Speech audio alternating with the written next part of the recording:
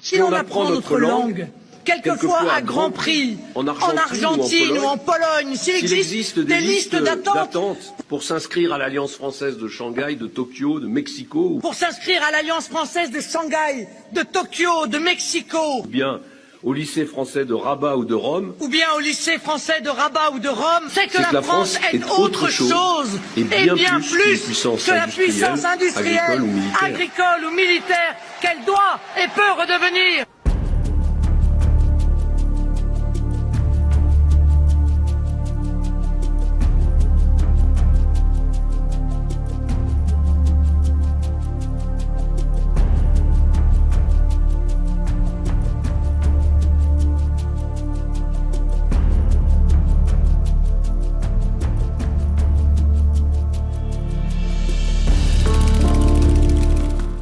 Marine Le Pen, elle sert à rien, elle endort tout le monde avec ses conneries, avec ses discours anti-immigration, mais tous ces discours, elle les écrit même pas, elle récupère des discours à droite à gauche d'anciens politiciens et elle les répète mot par mot. Alors moi je veux bien, vous me croyez pas, mais vous avez les preuves devant les yeux et vous continuez à être aveuglés par ces bandes de trous de balles. Mais tous,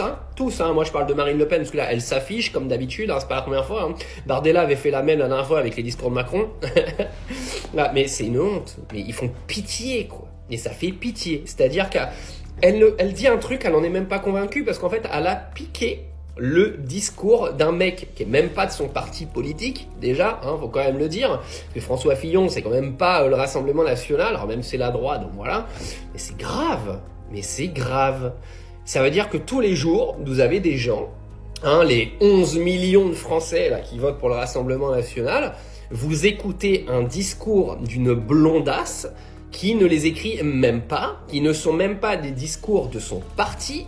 et elle les répète mot par mot en mode mais super convaincu, c'est du théâtre. Je tiens à vous rappeler que Marine Le Pen a été avocate, c'est la reine du théâtre. C'est fort, mais c'est comme ça qu'on manipule les masses, tu vois, et puis tout le monde tombe dans le panneau.